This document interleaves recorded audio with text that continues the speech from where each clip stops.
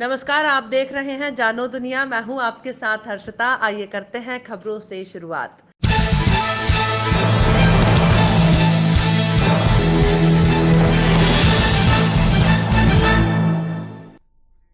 परियोजना आवासीय परिसर की सुरक्षा में लगे 86 सुरक्षा कर्मियों को दिसंबर माह का वेतन 15 फरवरी तक नहीं मिला। किराना दुकानदारों ने उधार देने से मना कर दिया। परिवार पालना मुश्किल हुआ। 13,000 करोड़ से ज्यादा के लागत से बनी सिंगाजी ताप परियोजना और आवासीय परिसर कॉलोनी की सुरक्षा के लिए पावर जनरेटिंग कंपनी के अंतर्गत 4 सुरक्षा एजेंसी कार्य कर रही हैं, जिसमें सबसे ज्यादा सुरक्षा बल SI, SPL, security service company Mumbai, जिसमें बीड, मुंदी, पुनासा, कोडियाखेड़ा, सिवरिया, दिनकरपुरा, दोहत, देवला से 86 के लगभग आदमी अपने परिवार को पालने के लिए काम कर रहे हैं। लेकिन इनका दुर्भाग्य है कि जब से एसआईएसपीएल सुरक्षा एजेंसी ने काम लिया तब से समय पर भुगतान नहीं मिल रहा है। सुरक्षा गार्डों ने बताया है कि इस बार तो हद हो गई। दिसंबर माह का वेतन 15 फरवरी हो गई, अब तक नहीं आया। 45 दिन ऊपर हो गए। समय पर भुगतान नहीं मिलने से परिवार पालना मुश्किल हो गया है। किराने वाले ने भी उधार देना बंद कर दिया है।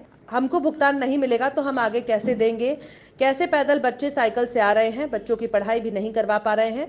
जब रुपया काम करने के बाद भी नहीं मिलेगा तो कई साथियों ने यहां आना बंद कर दिया। 2 दिन में भुगतान नहीं आया तो एजेंसी की सभी सुरक्षा सैनिक, कलेक्टर, श्रम कल्याण अधिकारी खंडवा, सीएम हेल्पलाइन पर भी शिकायत करेंगे। काम भी बंद कर सकते हैं। बोलो। दिसंबर, जनवरी और फरवरी आधी खत्म हो चुकी है और तीसरे महीने की आज 15 से 16 तारीख हो चुकी है और अभी तक कंपनी के अधिकारियों को जब इस संबंध में बात की गई तो अभी भी 1 से 2 दिन का कहते हैं कि भुगतान हो जाएगा, लेकिन भुगतान की कोई संभावना नहीं दिख रही है और हमारे सुरक्षा सैनिकों की हालत बड़ी खराब है। इधर उधर से जुगाड़ करके उधार मांगकर काम चला रहा है और स्टैंड भी बहुत काफी कम होते जा रहा है। कितने क्या लोगों आ रहे हैं अभी, पहले कितने थे? एक शिफ्ट में 28 से 30 गार्ड आते हैं, जिसमें 20 से 25 गार्ड आ रहे हैं और वो भी बड़ी मुश्किल से बुलाना पड़ रहा है। शिरोमणि संत सेवालाल महाराज जी की 282वीं जयंती पर बंजारा समाज की मुंदी में विशाल रैली निकली। सेवालाल महाराज के जयकारों से पूरा पंडाल गूंज उठा।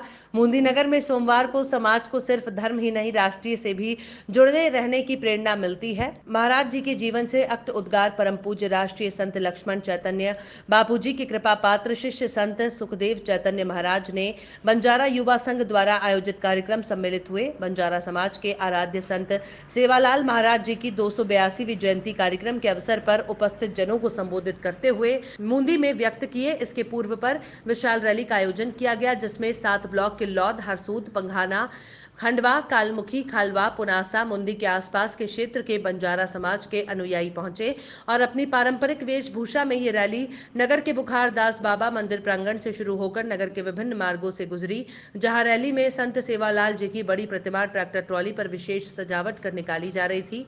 वहीं रैली में बंजारा समाज की महिलाएं, युवतियों के साथ 7,000 की संख्या में पुरुष वर्ग शामिल रहा। इस दौरान शोभा यात्रा में सम्मिलित हुई शोभा यात्रा मोदी नगर में जनप्रतिनिधियों और गणमान्य जनों ने स्वागत किया। समाज के संत भी मौजूद रहे। विद्यार्थियों में देश प्रेम और देश सेवा की भावना विकसित करने के लिए एनसीसी के द्वारा समय समय पर प्रशिक्षण शिविर आयोजित किए जाते हैं।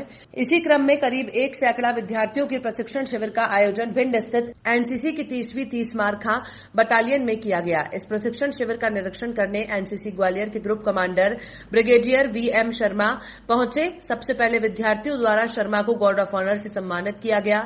इसके बाद संपूर्ण शिविर का बिंदुवार शर्मा के द्वारा निरीक्षण किया गया, जिसमें विद्यार्थियों की प्रतिभा की ग्रुप कमांडर के द्वारा प्रशंसा की गई। शिविर में करीब 3 दर्जन से अधिक युवतियों ने भी प्रशिक्षण प्राप्त किया। इस अवसर पर 30वीं बटालियन के commandant colonel Rajiv Sharma, colonel Sumit Pant, subedar major Brajesh Singh और सूबेदार राकेश सिंह भदौरिया सहित कई अधिकारी मौजूद रहे। प्रशिक्षण प्राप्त कर रहे विद्यार्थियों को संबोधित करते हुए ब्रिगेडियर वीएम शर्मा ने कहा कि कोरोना का हाल में कई प्रशिक्षण कार्यक्रम नहीं हो सके। इस बीच में विद्यार्थियों ने सोशल मीडिया के माध्यम से प्रशिक्षण लिया। इन प्रशिक्षण का मुख्य उद्देश्य विद्यार्थियों में देश सेवा का जज्बा और देश प्रेम की भावना का विकास करना ही होता है।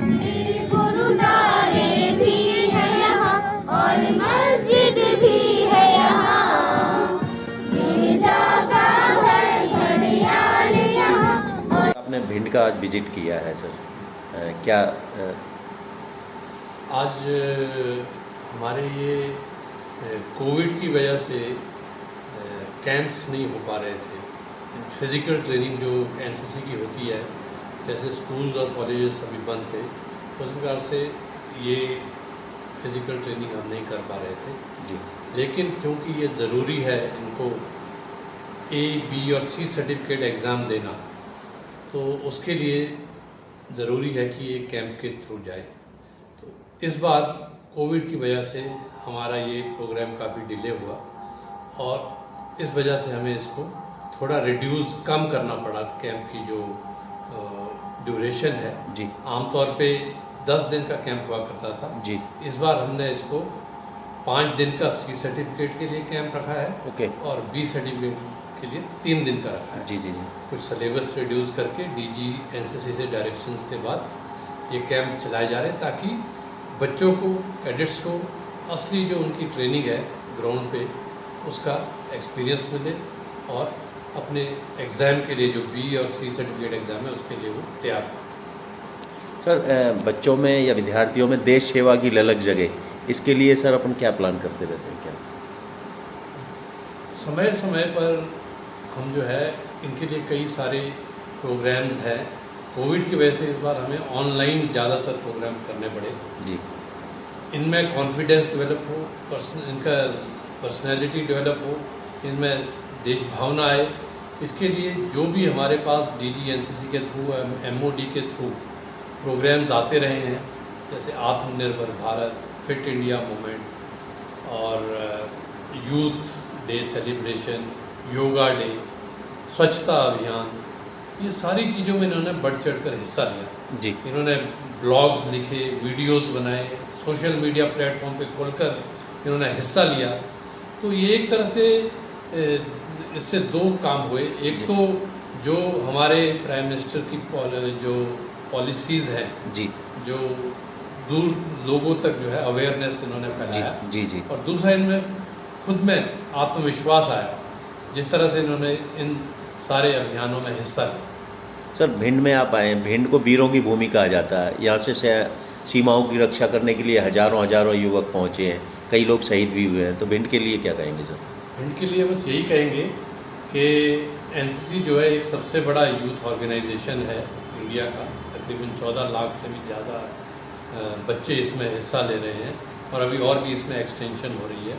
मैं चाहूँगा ज़्यादा से ज़्यादा यूथ जो है एनसीसी में हिस्सा लें, एनसीसी में भर्ती हो और उन्हें मौका मिलेगा, अपॉर्चुनिटीज़ मिलेगी जगह जगह जाने की, इंटरेक्शन करने की, चाहे वो रिपब्लिक डे कैंप है राजपथ पर जाने की, चाहे वो बड़े बड़े हमारे ट्रेनिंग इंस्टीट्यूट है वहाँ जाने की, और बहुत सारी हमारी एक्टिविटीज़ होती है जिसमें एडवेंचर। जिला कलेक्टर कौशलेंद्र विक्रम सिंह और सहायक आबकारी आयुक्त संदीप शर्मा के मार्गदर्शन में और कंट्रोल रूम के प्रभारी सुरेंद्र सिंह राठौर और एसएएफ डबरा के ऑफिसर कृपाल सिंह तोमर के सहयोग से आबकारी उपनिरीक्षक आमिर खान के नेतृत्व में चिन्नौर थाना क्षेत्र के अंतर्गत ग्राम बेरखेड़ा और लाल डाडा चक कटना दुबहा पर कार्यवाही की गई, जिसमें 80 लीटर कच्ची हाथ भट्टी मदिरा और 45,000 किलोग्राम गुड़ लाहन जब्त किया गया, जिसकी कुल अनुमानित कीमत 22 लाख रुपए आंकी गई है।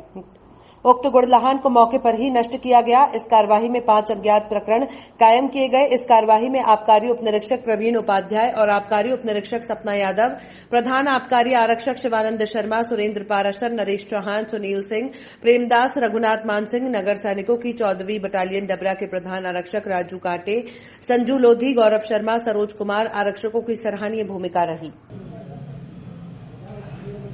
ये जो कार्रवाई हुई है, ये कहाँ कार्रवाई हुई है सर?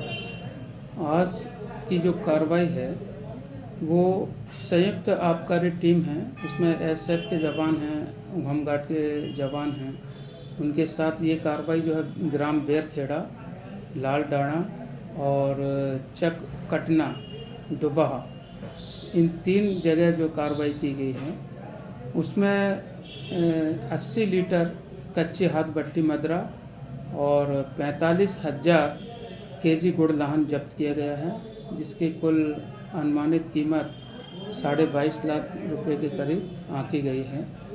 इस कार्रवाई में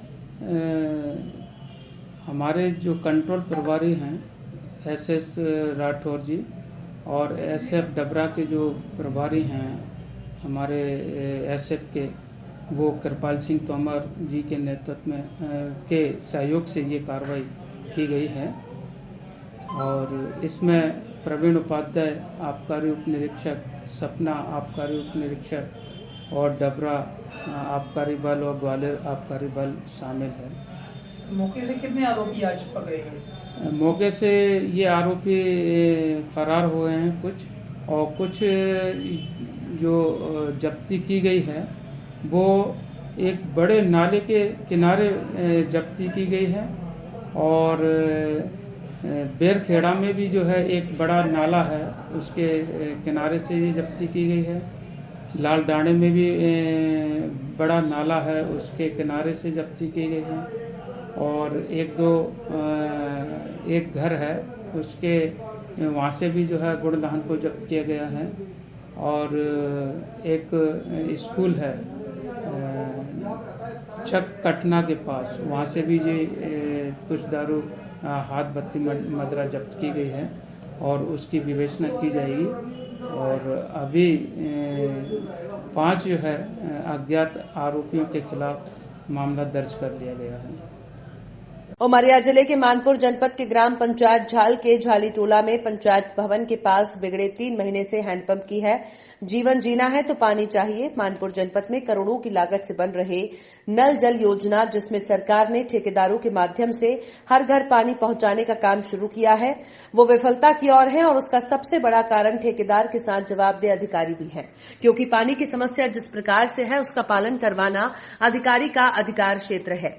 ये एक दृश्य हम आपको दिखा रहे हैं कि पानी की समस्या क्या है। 3 महीने से बिगड़ा हैंडपंप की जानकारी ग्रामीणों ने विभाग को दी, फिर भी सुध लेने न तो कोई संबंधित अधिकारी पहुंचा, न ही गांव का हैंडपंप बना। तोष यादव, ग्राम झाल में हैंडपंप बिगड़ा हुआ है। कई अधिकारियों को फोन करके बताया गया है, फिर भी कोई सुनवाई नहीं हुई। हम लोग 3 महीने से परेशान हैं। देश में बसंत पंचमी और सरस्वती पूजा मनाई जा रही है। इस अवसर को राष्ट्रपति रामनाथ कोविंद और प्रधानमंत्री नरेंद्र मोदी समेत विभिन्न नेताओं ने देशवासियों को बधाई दी है। राष्ट्रपति ने कहा कि बसंत पंचमी और सरस्वती पूजा के शुभ अवसर पर सभी देशवासियों को हार्दिक शुभकामनाएं। मेरी कामना है कि बसंत का आगमन सभी देशवासियों के जीवन में सुख समृद्धि का संचार करे। वहीं प्रधानमंत्री नरेंद्र मोदी ने भी बसंत पंचमी और सरस्वती पूजा के अवसर पर देशवासियों को शुभकामनाएं दी। गणतंत्र दिवस के दिन हुई हिंसा के मामले में गिरफ्तार दीप सिद्धू को और 7 दिनों के लिए क्राइम ब्रांच की कस्टडी में रखा जाएगा। बताते चले कि सिद्धू को 9 फरवरी को 7 दिनों की पुलिस कस्टडी में भेजा गया था, जिसकी अवधि आज खत्म हो रही थी। क्राइम ब्रांच ने दीप सिद्धू की हिरासत को और बढ़ाने की मांग की थी। अब सिद्धू को 23 फरवरी तक क्राइम कस्टडी में रखा जाएगा। पुलिस का आरोप है कि दीप सिद्धू ने ही लोगों को भड़काया, जिसके चलते लोगों ने सार्वजनिक संपत्ति को नुकसान पहुंचाया। आपको बता दें कि 26 जनवरी को किसानों के ट्रैक्टर मार्च के दौरान हिंसक भीड़ हाथों में लाठी, डंडे और तलवार लिए लाल किला परिसर में घुस गई थी और वहां सुरक्षा में तैनात कई पुलिसकर्मियों पर हमला बोल दिया था। बाद में उपद्रवियों ने लाल किले की प्राचीर पर चढ़कर तिरंगे के बगल में धार्मिक झंडा लहरा दिया था। इस हिंसा में दिल्ली पुलिस के कई जवान घायल हुए थे। सीसीटीवी फुटेज में दीप सिद्धू और उसके साथी लाल किले पर धार्मिक झंडा फहराते हुए नजर आए थे। खबरों में फिलहाल इतना ही। आप देखते रहिए जानो दुनिया।